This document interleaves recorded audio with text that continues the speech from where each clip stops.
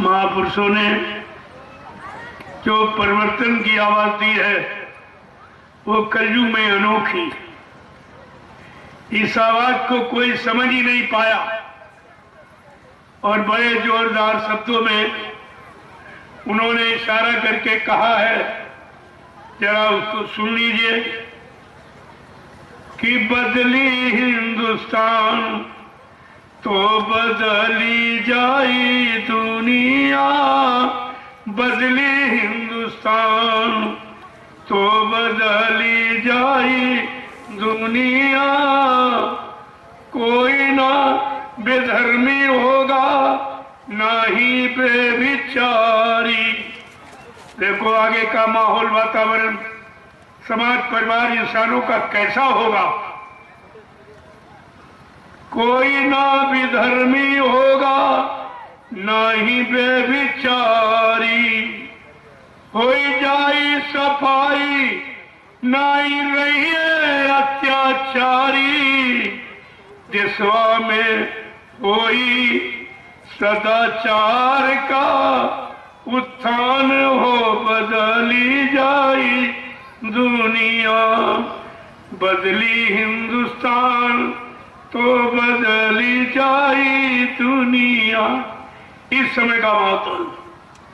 और जब हिंदुस्तान बदलेगा तब विश्व बदलेगा, उत्तर प्रदेश बदलेगा तो भारत बदलेगा। इसलिए कि उत्तर प्रदेश की पावन पवित्र भूमि पर ही अवतारी शक्तियों ने जन्म लिया। ज्यादातर कोई एक दो प्रमाण के लिए तो आए उधर, लेकिन ज्यादातर परमात्मा का अवतार इसी भारत भूमि पर हुआ और उसी पर हमें आपको मानव शरीर का अवतार मिला। तो क्या कह रहे हैं समझा के कि छोटे बड़े लोग जितने पद अधिकारी, छोटे बड़े लोग जितने पद अधिकारी, मांस मछली अंडा छोड़ी होंगे शाकाहारी। कर्मचारी अधिकारियों की रहनी गहनी, उनका खान पान आगे आने वाले समय में इस तरह का होगा, तब सतयुग का आगमन होगा कि छोटे बड़े लोग जितने पद अधिकारी, मांस मछली अंडा छोड़ी होंगे शाकाहारी। अंडा मछली मांस की न रहिए अब दुकान तो बदली जाई दुनिया, बदली हिंदुस्तान। आगे क्या समझा के कह रहे हैं कि कोई ना शराब पीवे। कितने बड़ी साफ बात कह रहे हैं आगे के लोग। कैसे होंगे? कोई ना शराब पिए गांजा और अफीमिया, कौन ना नशीली वस्तु की लगी है अब दुकानिया। साधु संत न पिए ना पिए है गांजा भांग, तो बदली जाई दुनिया, बदली हिंदुस्तान। क्या आगे समझा के कह रहे हैं? को ना हड़ताल ना आंदोलन कोई होई। क्यों? ये राष्ट्र संपत्ति का दुरुपयोग करने वाला कभी राष्ट्र का उद्धार और राष्ट्र का विकास और राष्ट्रभक्ति का प्रमाण कभी नहीं दे सकता है। क्या कह रहे हैं? को ना हड़ताल ना आंदोलन कोई होई, देश की संपत्ति अपनी माने सब कोई। राष्ट्रभक्ति जागी होगा देश ये महान, तो बदली जाई दुनिया, बदली हिंदुस्तान। ये सतयुग का आगमन। जब सतयुग आएगा इस तरह की परिवार, इंसान, समाज, देश, दुनिया की व्यवस्था बदल जाएगी। ऐसा छोटा मोटा परिवर्तन नहीं होगा। आगे क्या कह रहे हैं कि दया धर्म मानो धर्म, धर्म सबका होई। दया धर्म मानो धर्म, ही धर्म सबका होई। गाय पशु पक्षी का न बध करी कोई। ऐसा होगा राज तो हो जाई, ये कल्याण वो बदली जाई। दुनिया बदली हिंदुस्तान। आगे की व्यवस्था कैसी होगी आप समझ लीजिए, तब आपको पता चलेगा। तो सतयुग आएगा तो करेगा क्या, व्यवस्था कैसी होगी, परिवार समाजों की और धर्म की नीति और न्याय जो आज समाप्त हो गया है। लोगों के अंदर सच्चाई, ईमानदारी, प्रेम, प्यार, मोहब्बत, सेवा भाव चला गया। सबके अंदर लोभ और लालच ने स्थान ग्रहण कर लिया है। क्या कह रहे हैं कि दया धर्म मानो धर्म, धर्म सबका होई। गाय पशु पक्षी का न बध करी कोई। ऐसा होगा राज तब तो हो जाई, ये कल्याण तो बदली जाई। दुनिया बदली हिंदुस्तान। अब आगे बोली भाषा में किस तरह का परिवर्तन होगा कि राष्ट्रभाषा संस्कृति हिंदी सबकी होई। आपकी हिंदुस्तान की मूल भाषा संस्कृति जो देववाणी कही जाती, सारे वेद पुराण शास्त्र सब इसी भाषा में लिखे गए। ये देववाणी सबसे पवित्र प्यारी भाषा जो संस्कृति है, जिससे सारी भाषाओं का जन्म हुआ है। कहा आगे उस समय आ रहा हमारे हिंदुस्तान में हिंदी और संस्कृत का ही प्रचार होगा, और जितना संविधान है वो हिंदी संस्कृत में लिखा जाएगा, और हिंदुस्तान के समस्त जीवों को वो संविधान याद करा दिया जाएगा।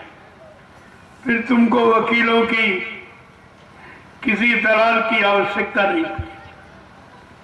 ऐसा माहौल बताओ। इनके बारे में तो महापुरुषों ने आगे इशारा किया है।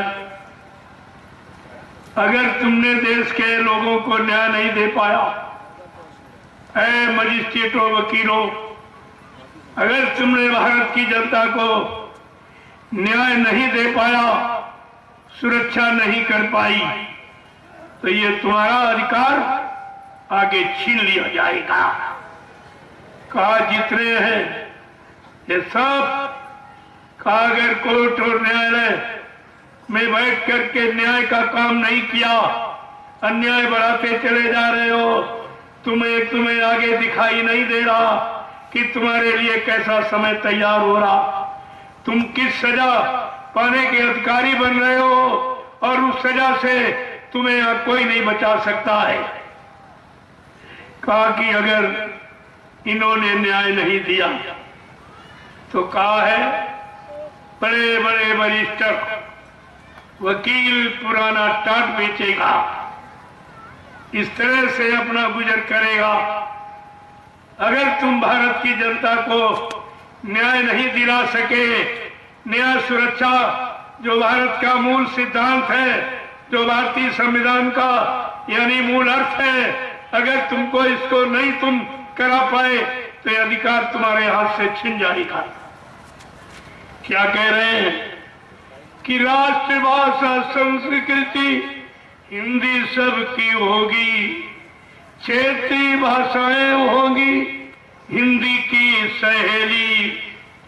हिंदी और संस्कृत में बनी है अब विधान, तो बदली जाई दुनिया बदली हिंदुस्तान।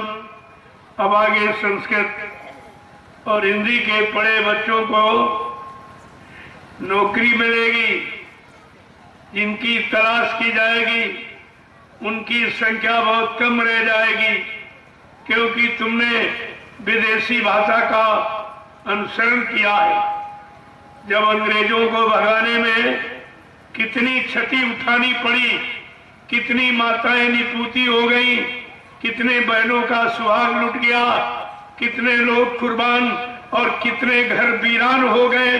आज तुम उनकी भाषा को नहीं हटा पाए, भाषा के गुलाम बन गए, अंग्रेजों को भगाया, लेकिन अंग्रेजों की गुलामी जो भाषा के रूप में, उसको तो आप गोदी में बैठाए हुए हो।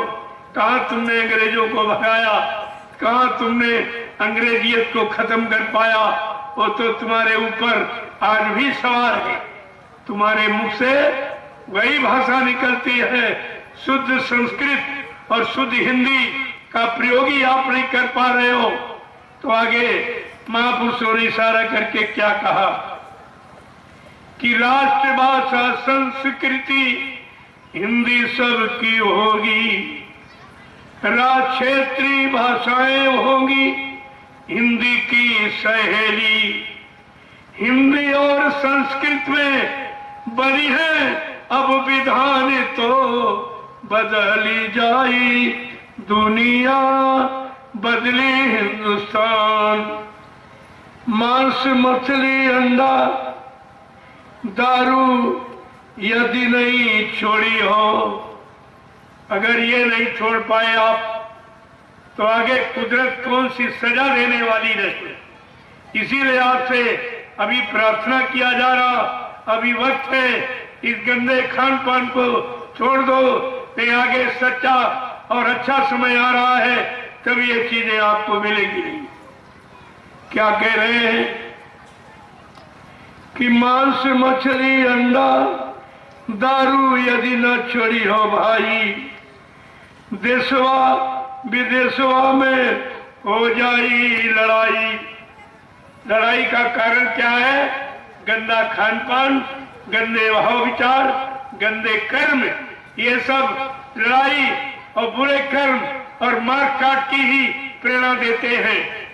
आगे क्या कह रहे हैं? मांस, कितनी बड़ी बात कही है, मांसखोर मरी है हिंदू मुसलमान क्रिस्तान। ये क्या होगा? मुसलमान आपस में लड़ेंगे, अपनी हानि आप करेंगे। ये सब मुस्लिम राष्ट्र देश में, कुछ देशों को छोड़कर बाकी सब मुस्लिम राष्ट्र। संत महापुरुषों ने क्या कहा? हिंदू मुसलमान तो आपस में लड़ते ही, लेकिन अब ऐसा समय आएगा मुसलमान आपस में लड़ेंगे, अपनी हानि आप करेंगे। ऐसा ये मांस और दारू के नशे ने तुमको इतना बेकार कर दिया। आगे क्या कह रहे हैं? एक एक शब्द पर आप विचार करिए, क्या समझा के कह रहे हैं। इसके बाद धर्म का पताका फहराई का, ये जब विनाश यानी सफाई, जब ये गंदगी साफ हो जाएगी, गंदे खान पान करने वाले, गंदे यानी मतलब प्रचार करने वाले, गंदे वस्तुओं को बेचने वाले, ये गंदरा सब साफ हो जाएगा, ये सब साफ हो जाएगा। एकदम कुदरत अपने परिवर्तन के झाड़ू से इसको बुहार कर एक किनारे कर देगी। तब क्या है? इसके बाद धर्म का पताका फहराई, देश प्रेम धर्म प्रेम सब लोग अपनाई। तब लोगों में देश प्रेम, धर्म प्रेम, पारस्परिक प्रेम ये लोगों में आ जाएगा।